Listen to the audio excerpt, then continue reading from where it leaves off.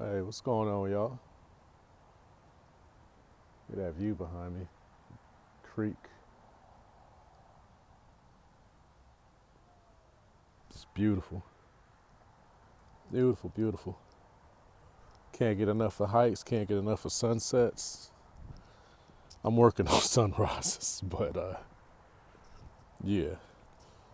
So today, um, I actually want to talk about a lesson I've been learning from a gentleman by the name of Myron Golden. So he's one of I don't want to call him a YouTube guru because I believe he's had a lot of success long before YouTube. But that was just how I discovered him was a podcast, and been following him on YouTube ever since.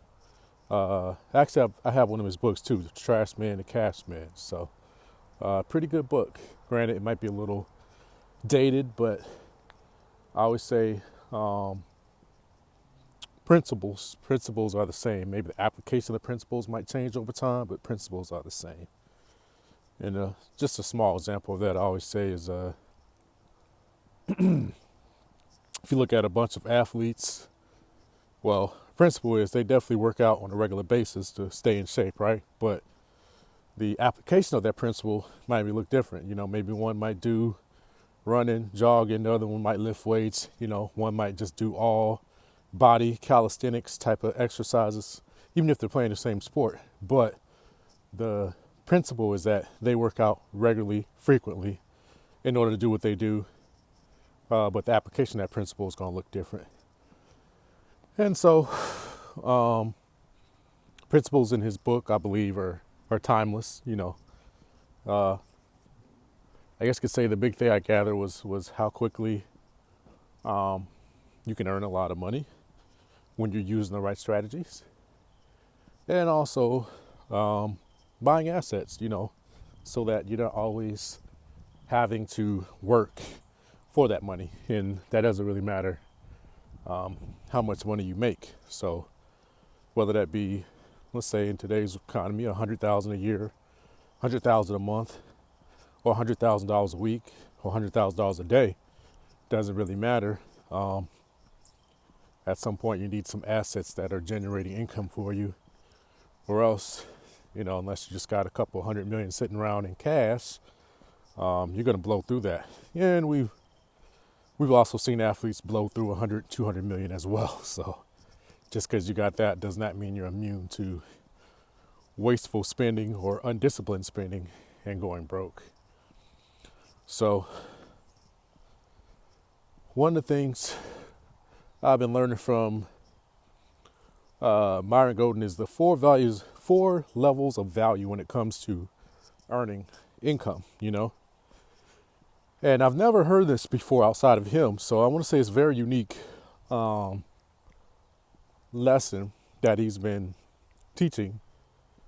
And it's the idea that money is a spiritual thing, which I do not disagree with. However, he's not talked about it in like an esoteric way, some type of woo-woo philosophical type of theory where it feels good, but there's nothing really tangible to do with it other than just, have a discussion and debate, right? But what he talks about is, let's just say like the four levels of value, where it's on the lowest level you have implementation, second level you have management, the third level you have communication, and the fourth level you have is like imagination. So, how's it going? But with that, I've never heard it broken down like this, never even heard these concepts before until, he mentioned it. But he talked about one of the reasons a lot of us struggle with finance or building wealth or getting rich or sustaining our rich or, really getting wealthy while being rich is that we don't understand the four values that can be implemented or used for the earning of income or creation of wealth. And so he talks about the lowest level, which most of us are on, and I spend certainly a large portion of my life on, is implementation. An example that he uses a hotel. So if you think of, let's say, like something fancy like the Four Seasons, the Ritz-Carlton, one of those type of places, then you would agree that the janitor, the custodian, the housekeeping, those people probably work the hardest physically at the hotel, at the Four Seasons, at the Ritz-Carlton. However, they also probably get paid the least. And you can go this way all the way around the world, many different professions. The person picking up the trash, for waste management is not the person that's making the most amount of money. Even when you talk about professional athletes, the guy dribbling the ball is not the one earning the most money. Although earning 20, 30, 40, $50 million a season is not a bad income by any means. You have to keep in mind that somebody's signing that paycheck. And I ask you, how much money would you have to make? Hi, hello. I'd have to ask you, how much money or how much profit would you have to make in order for you to feel comfortable paying just one of your employees? Can you see that down there? Yeah, it looks pretty good. How much would you have to make as an owner or manager or whatever you want to call it, supervisor? How much would you have to make to feel comfortable paying just one of your employees, not all of them, just one of your employees, $40 or $50 million a season? And that's a very legitimate question, right? So for today's world, let's say Steph Curry was your employee, or LeBron James was your employee, right? Kevin Durant, right? Or even Patrick Mahomes. Patrick Mahomes was an employee, a player on your team. How much money would you have to be earning, and how much profit would you have to be making in order to pay them $30 to $40 million a season? And keep in mind, that's just one employee. They still have, in football, they still have 49 other players on the team. That's not including the coaches and assistants. In basketball, they've got at least another 6 or 7 players, right? Plus the coaching staff, et cetera, right? So just to pay one, right? So once again, even the highest paid player on the field, on the court, they are not earning as much as the owner, right? And please, before we dive too deep in this, keep in mind, this is not about the way things should be, or, oh, it shouldn't be that way, or, oh, that's what's wrong with society. It's not about that. It's just understanding what is the way things work so that you can utilize different strategies to accomplish the same thing, right? And so I love the example that he uses. He uses a simple thing of transportation, right? And simply put, you can walk somewhere, you can ride a bike somewhere, you can drive a car somewhere, you can catch a helicopter somewhere, you can catch a jet somewhere, or you can even get on a rocket ship and leave and go out of this world, or, escape the Earth's atmosphere, right? And those are all different methods of transportation, which will inevitably get you someplace faster or slower, depending on which one you use. And so neither of them are good or bad per se, right? A bike isn't necessarily better than a car. A car is not necessarily better than a bicycle, depending on what you're trying to accomplish. For example, you're just looking to exercise and ride around the park. Bicycle probably is going to be much better than a car, right? You're not going to get much effort driving the car per se around the park as you would walking or riding a bicycle, pedaling a bicycle.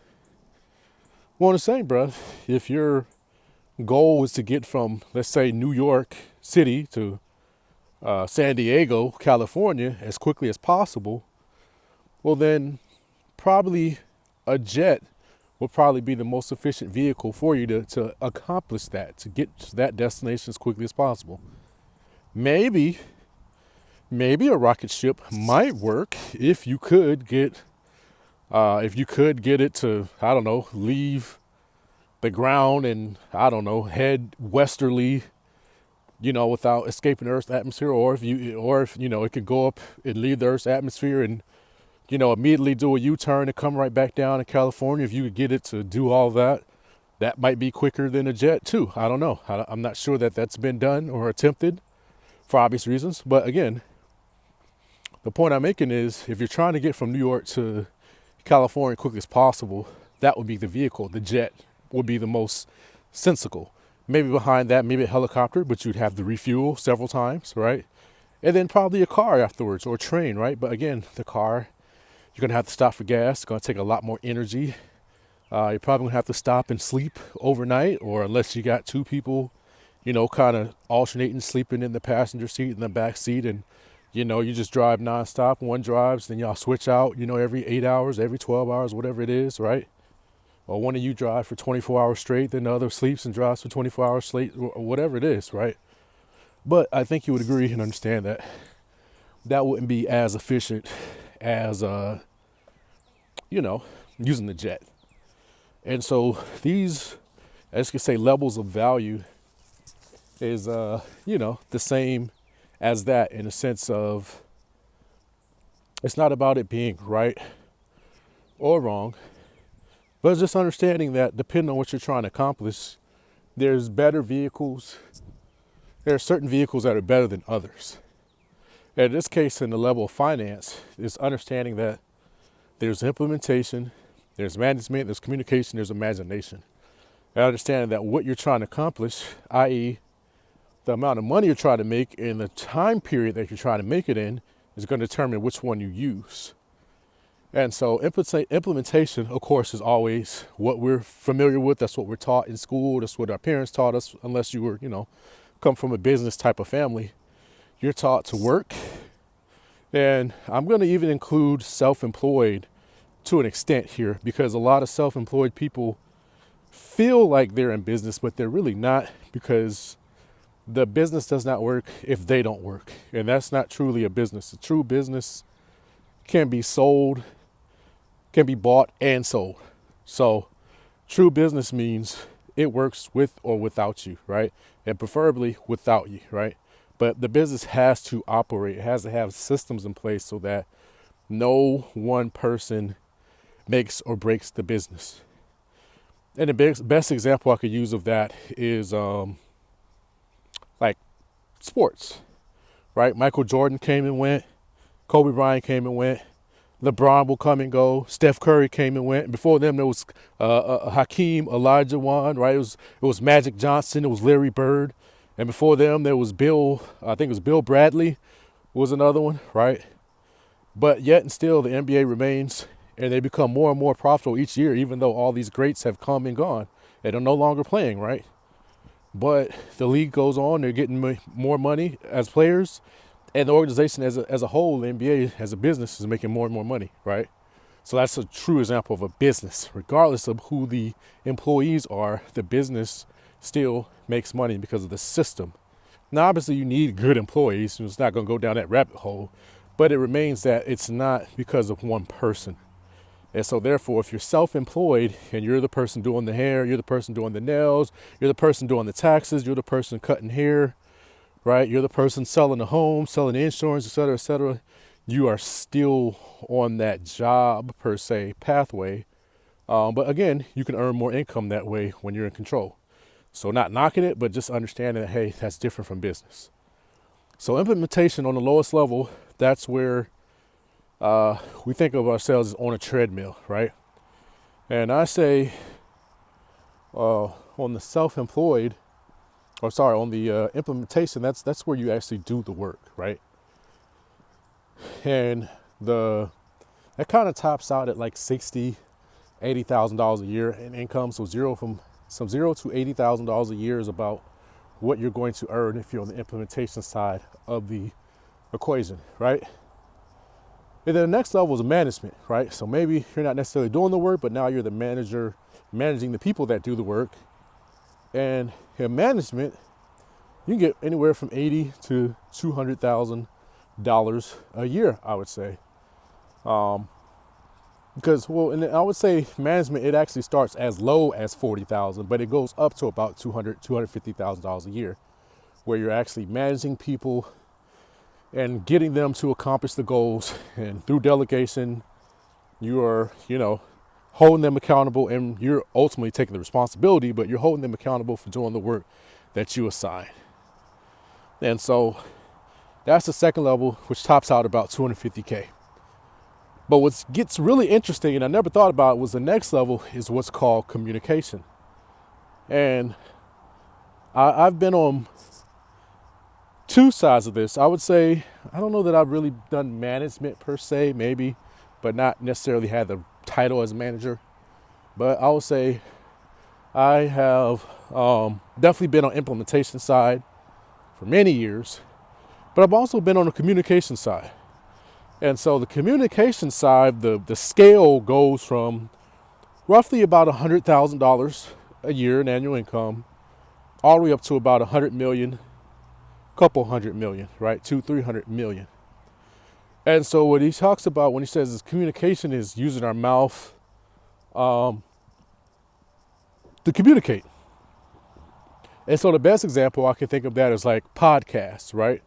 I think Joe Rogan's pretty top of mind for most of us, in that he sold or got a contract for 50, 60, 70 some $million. I think Mr. Beast, a YouTuber, right? Communicating through the camera. He, secured some $100 million contract, something close to that, right? But he says communication, like using our words, right? Using our body through the camera to actually, where am I? Looks like I'm right up on the interstate here. This is interesting. Very, very interesting. And then people got their bicycles here. So I'm like, wow. But using that to communicate with people. I think of someone like Shannon Sharp, So on TV, Stephen A. Smith, right? Skip Bayless, on TV. What they're doing, they're just talking. They're not physically working hard, right? And nothing they're doing is laborious, but they're making 10, 20, 30 million dollars a year, if not more, right? Communication. You think of a singer, actor, he talks about, that's communication, right? And so even public speakers, I think Eric Thomas, E.T. the Hip Hop Preacher, I think he commands as high as $200,000 an hour to speak, especially with corporations. I hear Gary Vee is right there as well, $200,000 an hour. Here, former President Obama, regardless how you feel about him, but just President Obama, former President Obama, I think he commands somewhere upwards of $400,000 an hour to speak. And so when you look at those things, you go, wow, never thought of that, right? Communication, right? Language, entertainment, if you will, various forms of entertainment. That's a couple $100 million, right? And then he says the last level was like imagination. So I think of that as kind of like someone like Jeff Bezos or Steve Jobs, right, with Apple, right? You're just creating things that didn't even exist before, right? Before Amazon, this one day overnight delivery or 2-day delivery, that didn't exist, right? That was unheard of. And I tell you guys now, like, we're spoiled by it. I ordered some products off of a company website here recently. It's 2025, year 2025, all right, just for reference. And it wasn't with Amazon. And let me tell you, it's taken almost 14 days, 13 days for this product to ship out and arrive. And this is from the U.S. So it's from the U.S. to within the U.S., right? So from California to Indiana. And it's taken almost over a week to process and everything. So someone like Amazon coming along and deciding that they were going to do it in a day, 2 days for all those products, that's innovation, right? So that's someone's imagination creating something that wasn't there before. Like if you think about the smartphone I'm recording this on, the iPhone, when 25 years ago, the iPhone did not exist. It wasn't even a thought. It wasn't even something that somebody even imagined. Be able to walk around and watch TV, that was a pipe dream, right? That was, well, yeah, that'd be nice, right? Walk around, watch TV while you're on your, yeah, that's be crazy, right? We were just excited to have a mobile phone, right? And to be able to afford a mobile phone. Forget about having internet and email and a whole computer in your hand. The iPod was groundbreaking. 1,000 songs in your hand. That was, guys, we had, 18, 20 tracks on a CD, on a Walkman, CD player with anti-skip. That was fancy before the iPod came about, right? So anyways, those are like innovations, right? And so those billions, trillions of dollars, right? But that's imagination, right? Imagine what could be and creating it over time with a huge business. And so I think you'll see that majority of the money outside of, I guess you could say, exception of athletes or entertainers in the sense of, well, I guess you could not say entertainers as far as actors, actresses, because depending on how their contract's structured, if they get royalties, it's different if they get lifetime royalties. But if they only got paid once for whatever role they played, then it's a job implementation. But if they got royalties and they get lifetime royalties from the percentage of movie sales and DVD sales and streaming deals, then obviously that would be communication, right? So the point of all of this is understanding what lever you're trying to pull to make the amount of money you want to make and to accomplish your dreams. And so when you look at, I don't know, what most people I would imagine would want. You want a nice house, you want a couple nice cars, you want to be able to take trips, vacations, right? If you want to be able to pay medical bills, you want to put kids in school, if you want to be able to just help somebody out randomly with a emergency bill, whatever that might be, then in most places in America, you're going to be needed to make more north of 150, 200K realistically to be able to do all of that in most cities in America. And if nobody's told you that, I'm telling you that now. Yeah, you can live in a little trailer and, drive a 30-year-old car. But if you actually want a nice 3,000 square foot home or bigger in a decent neighborhood, you actually want a car that's only 2-3 years old. That's not 10 years old, right? Unless it's, exotic car, right?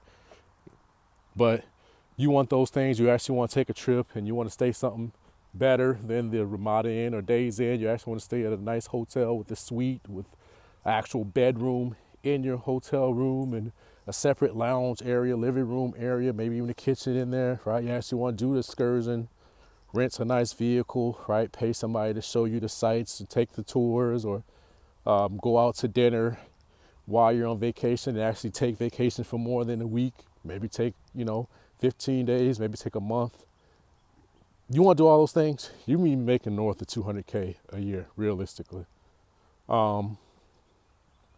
So if that is the goal, and that's who I designed this channel for, who my aim is to help people, if you're not already making that, to help you understand what you need to do differently, then you need to look at that implementation. Do you have a high paying job where they have what's called the golden cuffs, right? I mean, you're stuck at 150, 175 a year, and you're just spinning your wheels there because the company's not going to allow you to move up, or there's not space to move up, right? And you're waiting on somebody to die, or you're waiting on somebody to get promoted so you can get promoted, right? You're waiting on something that's beyond your control, right? You need to look at these four values of these four levels of value that can be implemented and see where you are on that, right? On YouTube, this is part of the reason why I'm starting to do YouTube, right? I'm not popping today. Today, I don't know. I think I might have 2 followers, maybe. Or maybe 10, I don't know. But one day, I envision that I'll have 100,000 followers, maybe 200,000, maybe 1 million, I don't know. But I do believe one day I'll have 5,000, 10,000, 100,000, right? And so when that happens, YouTube will pay me some type of revenue from making this same video that I'm making today, with the same effort. So one of the things that I've kind of learned about communication, because I guess I could share a little bit of my personal story with this, is that when I've worked, the hardest that I've worked in my life has been at the implementation level. So I was on submarines. I was a nuclear trained mechanic on submarines. And so I was always coming and going out to sea, always working, very few days off, working, sometimes 30, 40, 50, 60 days straight, with no days off. And then I've also made a couple $100,000 before, and I can tell you, I didn't even work. I would say I probably might have worked 5-6 months to make, over $200,000. And experiencing the two, I can tell you, it's kind of mind-boggling. If you've never experienced this before, where you could actually work less, but if you're utilizing the right lever, right, you can make way more money. For example, right, again, we'll go back to our travel thing, right? So if you're trying to go from, let's say, from New York to San Diego, a lot of us are used to either being on a bicycle trying to pedal to get there, which will never get there, right? That's those of you working minimum wage, you're trying to make $1 million, you're never going to get there, right? But then there's some of you that's in a car, right? And it's a stick shift, right, with a bad suspension. And it's like you're trying to drive from New York to California on 2 hours of sleep, and you're just hustling, right? And that doesn't mean that you can't get there, but you're really struggling, you're really fighting. And that's those of you that's making the low 100K. I'm saying 100, you're at 110, 120, 130, right? You're just at 175. And again, I'm saying those numbers, but between the two of us, that 30, 40, 50K of that is a stock bonus, right? It's not true income. You got to sell some shares. You hope they perform well in that quarter, right? But again, it's not all the check that's coming to you, right? There's some stocks, there's some shares, there's some bonuses there's some revenue sharing, etc., right? It's not just straight income per se, or direct income to your account every single week or every single month, however you get paid, right? So you're trying to get to the millionaire status. You're trying to get to where you got 10, 20K or 30K a month coming in passively, but you're not quite making enough to have that excess savings to be able to put into investments, right? You got to really be extremely disciplined. And I'm telling you, when you make that type of money and you work to get to that, it's very difficult not to reward yourself instantaneously. I'm telling you, from personal experience, it's very difficult not to reward yourself in those moments, because of you're just reached. I liken it to if everybody in the U.S. is quote unquote drowning in debt, right? So we think about a person, let's say drowning. I mean, all we have to do is have the water above their head, right? It could be an inch, it could be a millimeter, it doesn't matter, but it's above their head and they can't breathe, they can't get up, right? Because they don't know how to swim. And then you just learn how to swim. And so now all you need is just your nose, really, right? Just your nose. And it's very uncomfortable, but you can survive just breathing through your nose. And then if we get your mouth above the water, then now you feel comfortable, right? Now, well, maybe not comfortable, but you can breathe. You can survive because your mouth is above the water. And so your mouth and your nose is above the water. So now it's like you can breathe, right? And so that's how you are when you're at 150 to 200K. It's like you can breathe, right? But when you start hitting like $500,000, $1 million a year or whatever, now you're going from the water being up here to now you're actually in a boat, right? You might be in a sailboat, you might be in a small rowboat, right? A kayak, depending on what the income level is. And now you might even be in a full-on racing boat. Maybe you might be in a luxury cruise liner, right? Depending on the income level, right? Because $1 million a year versus 10 million a year versus 100 million a year, right? Versus $1 billion a year in income. And yes, there are people that make $1 billion a year, hedge fund managers, look them up, or people that sell their company, right? But definitely hedge fund managers, assets under management, the management fee plus performance, they can hit $1 billion a year in income. True story. But you can see that if you're trying to build that passive income or buy assets or things, I think you can see how it's a lot easier to do it when you're making $1 million a year or $1 million a month or several million dollars a month than it is if you were making 10, 20 grand a month, right? I think you can see that. And so I guess could say the rub or the T, as they say nowadays, is that the effort that it takes to implement these things, energy-wise, is about the same. Now, let me break that down. Meaning, let's say you had a tank, let's say a battery meter on your body, and it, started off every day at 100%, and it went down just like your phone until you went to sleep at night, and at night you get to recharge, right? That's the only time you recharge, when you sleep. Well, that energy that you use to implement, i.e. to work a job, is the same energy you could use to be a manager, excellent communicator, or even the business builder with imagination, that level of value, right? But the results, the production that comes from that is totally different, right? And so you could work hard all day. And I'm old school, so I use the example of digging a ditch, right? Because that's a job, to my knowledge, that's no longer available in America. You can get it overseas in foreign third world countries, but you can't get it here in the U.S. anymore.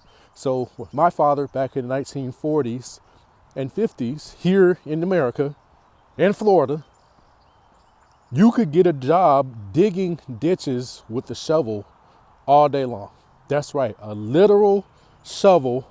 You could go out there and you could dig holes in the ground. You could dig up dirt for a full-time job. They're called ditch diggers. As a matter of fact, there's a very good movie that came out, I think back in the 90s or 80s, called The Ditch Digger's Daughter. If you haven't seen that movie, great movie, by the way. They didn't pay me to say that. But I'll gladly take some revenue share if they want to share that with me. But anyways, Ditch Digger's Daughter is the name of the movie. But the point is, the real job was literally taking a shovel and digging up dirt all day long. I think you would agree with me. That's very physical, manual labor, very tiring. Now, I want you to ask yourself, digging that dirt,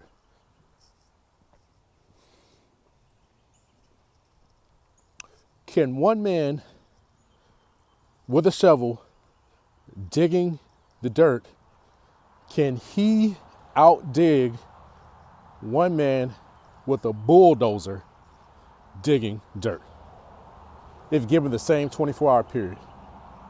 I think you'd agree, no. I think if that man with the shovel was given 8 hours of digging and the man with the bulldozer was only given 1 hour of digging, I think he could still beat the guy with the shovel. Even though he only had 1 hour with the bulldozer, he could still beat the guy with the shovel who was digging for 8 hours straight. Right? Now, let's bring that back to money.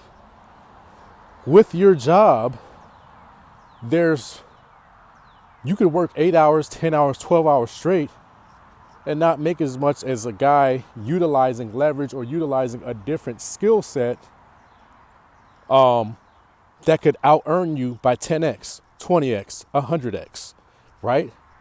Again, look at these guys on these podcasts, right? On these television shows. All they're doing is sitting here talking about athletes all day, telling them how much they suck, how they could play better, or maybe, why they should or shouldn't get paid what they get paid, right? That's their job. Forgive me, I'm walking across the creek right now. I don't know if you can see that. Yeah. Walking across this creek.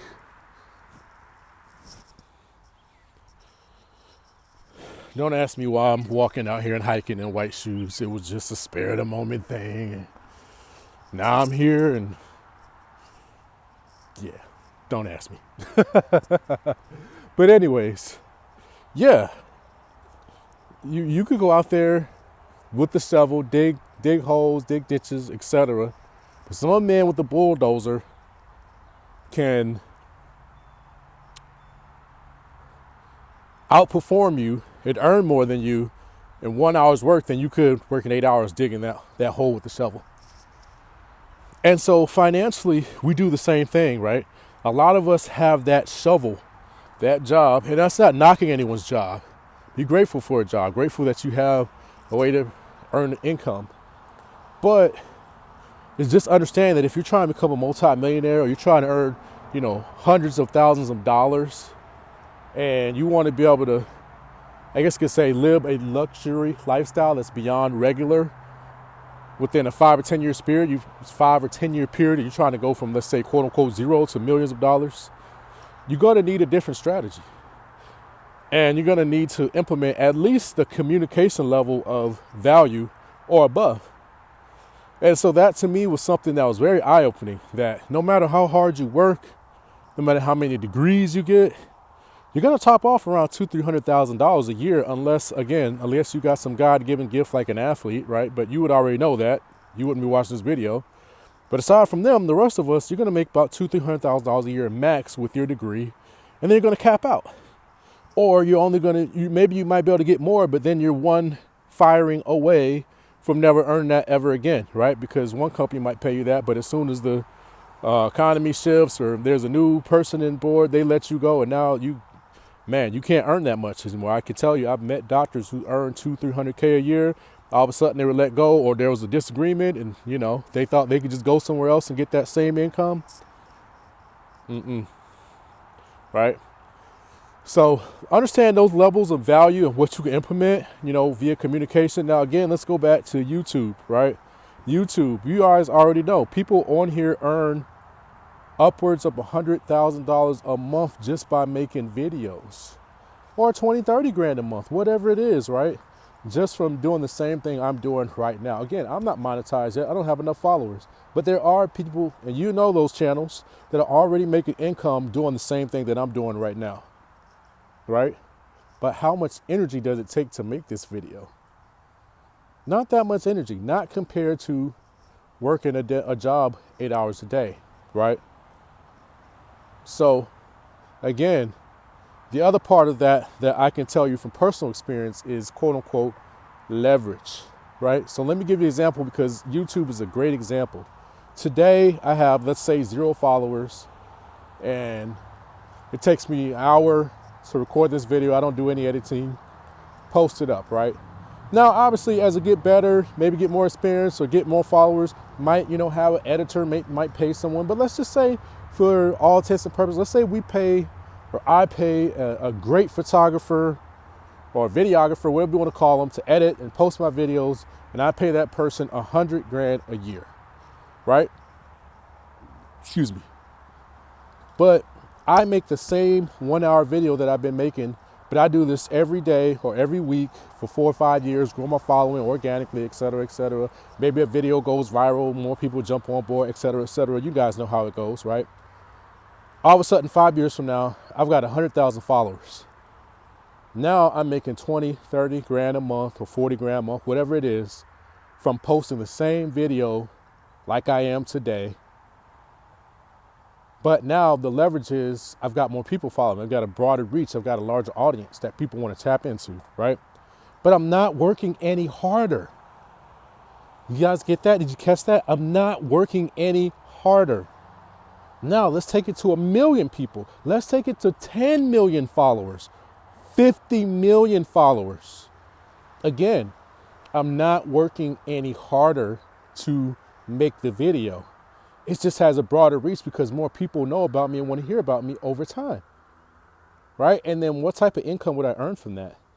Again, I'm not working any harder. And I think that's the biggest lesson that I learned with the levels of value. And I would say this is me, this is not what Myron talked about, but this is what I've learned over the years. Typically, the higher the level of value, the less instantaneous the money is. For example, if you're going to, let's say, make $1,000 today, Maybe you could go and sell something. Maybe there's a job you can do. Maybe you could paint someone's house, maybe fix someone's roof or toilet or whatever. They might pay you $1,000. You could help somebody move. They might pay you $1,000, etc. But if you want to go from zero to $1,000,000 today, other than maybe doing a deal or something, right, there's not much you're really going to be able to do. But again, even if you did a deal, it would have to be one incredible, once in a lifetime type of deal that it would need to happen today, in the sense that you started with nothing today, you made a call or you talked to somebody, they wanted something, somebody else was really ready to buy, and they're all willing to do all of that today within an 8 to 9 hour period, because that's business hours, right? So the money to transact and everything, right? Probably not going to happen. But we'll say even on the fastest way, if you're going to make $1 million, you're going to put a deal together, it's probably going to take 2 weeks. Let's say if it's all cash, somebody's got a property they want to sell, you hook them up with a buyer, you're going to get a commission check as a realtor or the person brokering the deal in the middle. And then, a week and a half, the money clears the funds, everybody's happy, boom. But it still is going to take 2 weeks, right? But if you're going to make $1 billion today, I'm not really aware of anything that can happen today from nothing that you can go and create $1 billion. Now, have people created, $1 billion companies within 2-3 years that got that type of valuation pretty close? Yeah. But again, we're talking 2 or 3 years. So when you look at the levels of values, the higher or the larger the number, typically it's going to take a little bit more time than implementation, right? Because today you can go get a job at McDonald's, or you can go get a job at a car wash or whatever, and some of those places, they'll pay you cash today, right? You can go jump on the back of a moving truck. I've done that before in my life, and okay, you could go there, help somebody move today, and they'll pay you cash today. You can put food in your mouth today. But if you want to make, let's say, $500,000 consistently, you're probably going to have to build a skill set, right? You're going to probably have to learn how to sell something. You're probably going to have to maybe even start a business, right? Or even something like YouTube, or even something like public speaking, right? You're probably not going to go viral with your first video. It's probably going to take you more than one video to make $500,000 on YouTube, or with anything else, right? So I've learned that the levels of value, my personal experience, it's going to take a little more skill. It's going to take a little bit more time, which is something that a lot of us don't like, because we want money right now. We want it today. When in reality it's going to take a little time. In theory, it sounds great. Okay, you got these 4 levels of values. Okay, let me switch it up and let me jump to communicator. But again, what if you suck at communication, right? Again, today, I don't know, it's probably my 10th video or whatever. I don't have a huge following today. But tomorrow, a year from now, 2 years from now, who knows? But today I don't have it. But I'm also building the skill of what people want to see. I'm also building the consistency, that muscle of doing it week in and week out, right? I'm also learning other things, so I have something to talk about consistently, and I'm not just repeating the same thing over and over again, right? Where there's no growth, right? And then also my personal success in life will change over time, right? So then I'll have a different perspective and a higher perspective on things, right? So all of that is skills, experience, wisdom, right? But that comes into it. And so I would say with the communication level, I like to use someone like Shannon Sharpe right now, because he's killing it. He's got Club Shay Shay. The man's got he's on the morning show with Stephen A. Smith. He's got something at night with Ocho Cinco. Like the dude's is just, he's killing it right now, right? But where did that come from? The boy started off as a Hall of Fame athlete. But where did that come from? He was a hard-working man beforehand, just trying to make the team at first, right? He was just trying to make the team. So what's my point there? My point is, you could look at Club Shay Shay today, right? This podcast and go like, man, this dude started a podcast and within a year, he blew up, you know what I'm saying? But you're not taking into account all the work he had put beforehand. You're not taking into account the 6, 7, 8 years that he was on undisputed, skipping across from another Titan, Skip Bayless, right? Regardless of whether you like Skip or not, Skip is, it was a Titan in the entertainment as far as talk show hosts went. That's why he was able to have a show of his own, and that's why he was able to bring someone like Shannon Sharp onto his platform and choose who he wanted on the platform, right? And choose the topics. And it was very successful for quite a period of time. That's how most of us that are not football fans discovered Shannon Sharp, right? Now, I'm a football fan, so I know exactly who he was. I know exactly who his brother was. And I've met his brother before. So Sterling Sharp, who's now a Hall of Fame wide receiver. Congratulations, Sterling, if you ever see this. But again, that's not accounting for all that work he put in prior to become the man, so that when he did finally start that podcast, it was able to explode overnight, within a year's time, which I would say was overnight by those standards of the YouTube community, right? It was able to blow up overnight, right? But again, it was all the years of work he had done prior to that and who he had become prior to that allowed him to have that rapid success, right? And so something to keep in mind with these different levels of value is that, yeah, you can make a decision today, but just understand it's not going to happen overnight. But now you know that, hey, the time's going to go by anyway. It's going to take the same amount of energy. But again, if you put in 40, 50, 60 hours a week at your job, but then you decide, hey, I'm going to put in 40, 60 hours, or maybe even 10, 20 hours after work or part-time starting, right? Maybe because you can't just make that jump overnight. And you start building something that grows. And here's the big key. Typically, the levels of value grow exponentially with consistency. So let me say that again. The levels of value grow exponentially with consistency. Now, let me break that down.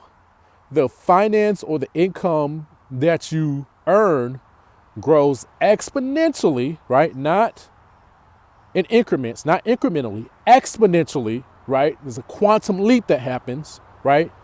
When you do the work consistently. All right. And the best way I can give you an example of that is getting in shape and getting a great body, right? If you're going to take somebody that's overweight and you're going to turn them into let's say a bodybuilder that can compete, right? Or at least step on stage and be competitive, right? There's going to have to be some consistency in their daily habits, in their diet, in their exercise, right? And anyone that's healthy can do it, but it's not an overnight, right? But they're going to have to change some things. But nothing that they do today, if they're 150 pounds overweight, there's nothing that they can do today to just drop that weight and all of a sudden look like freaking, a bodybuilder champion, right? It's not going to happen. Even with surgery, it's not going to happen. But over time, with consistency, they can accomplish that bodybuilder look. And depending on how bad they are, that might take a year or 2 years of actual work and training and building up the body and losing the weight and drinking the water and doing the diet right. It might take that amount of time. Might take less depending on where you're starting from. But eventually you can get there. And that's the same with these levels of value, with the communication or even the imagination, is that it's going to take consistency, it's going to take skill, and it's that momentum that you're riding that allows you to get to that 100 million, right? Or that several million a year in income, whatever that number is. But it's going to take consistency. And that's what's going to allow that exponential jump, right? Because again, let's go back to YouTube. If you got 50,000 followers, how much harder do you have to work to get to 100,000 followers? Or is it just a matter of time? Maybe it might be a week. Maybe it might be 2 weeks. Maybe it might be a month. But if you keep consistently putting out content, are you working twice as hard to have 100,000 followers as you were at 50,000? No. But remember, on implementation at your job, typically, especially if you're paid hourly, if you want to make more, if you want to double your pay, you either got to double the hours that you work, or you got to figure out how to bring way more value and skills to where now they'll pay you double per hour, right? Or pay you a higher salary. But then at some point you cap out around 200K, remember? And it doesn't matter how hard you work past that, they're just not going to pay you anymore, or they're just going to dump it all into bonus, etc. stocks, right? But now, if you're consistent in the communication, if you're consistent when putting out your content, if you're consistent with, your podcast or whatever it is, and you start to gain more traction, you start to gain more followers, then month after month, year after year, you're getting a larger audience. And now you've got a larger lever to pull with the income that you're earning, even though you've got the same energy output and effort output, right? So that's something I would say that you got to learn, you got to accept. And again, this is not about what's right, what's wrong. It's not about, oh, it shouldn't be that way. Oh, the the janitor or the custodian should get paid more. The business owner doesn't pay enough. This is not that conversation. It's just understanding the way the world actually works. All right, gravity works. All right, and you can say that we shouldn't have gravity. You should say we should all want to float around, but the reality is, gravity is here and it's here to stay. And these 4 laws of value that I've learned from Myron Golden, it's here. It's evident if you actually look around. And it's not going to change, because no matter what, you see it applied universally around the world, right? The person that owns it, the company, the person that puts the deal together is always going to make more than the person working within the deal, right?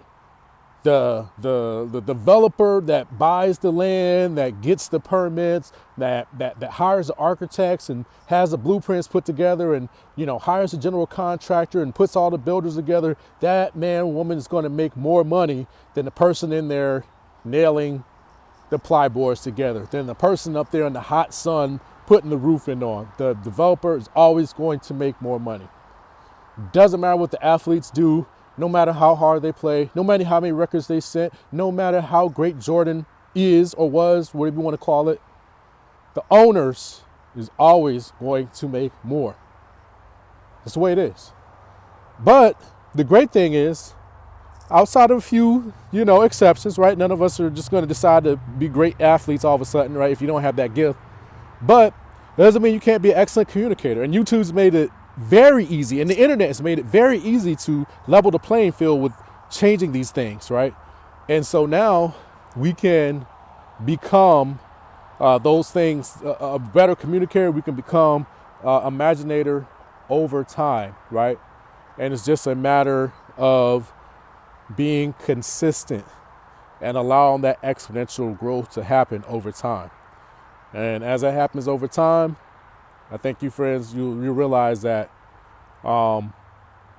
those are the jets, the helicopters, and the rocket ships in finance. And if you utilize those to your advantage, you'll find that you arrive at your desired financial destination or your desired lifestyle a lot faster rather than slower. So again, guys, just want to share the 4 levels of value. Implementation, management, communication, imagination. The implementation is going to earn you about 0 to 80K a year. The management is going to earn you about 80 to 250K per year. The communication is going to earn you anywhere from about 100K upwards to 100 million, maybe 200 million. And then the imagination is going to, today, as high as $1 trillion, right? It's unlimited. So just keep that in mind as you're looking at what your life plans are, as far as what you're doing, what you're doing with your 40, 60, 70 hours a week working, right? Where are you implementing those hours, and what strategy or what lever are you pulling to get what you want financially out of life? Right? And if you're on the wrong path, it's okay. We were taught all to be implementers. But now we know, hey, there's a different way. And it might take some time, but 3 years, 5 years from now, as Jim Rohn would say, you will surely arrive. The question is, where? All right, so the next video, guys, I guess I should start saying like, comment, subscribe, right? But I'll say if you find value in this, I'll ask better, share it with somebody. Or if you actually found value in it, please leave a comment. Let me know what you like. what you didn't like, or maybe if you have further questions on it, please put that in too. Maybe I can elaborate, expound upon that in the next video. All right, guys, take care. Take care.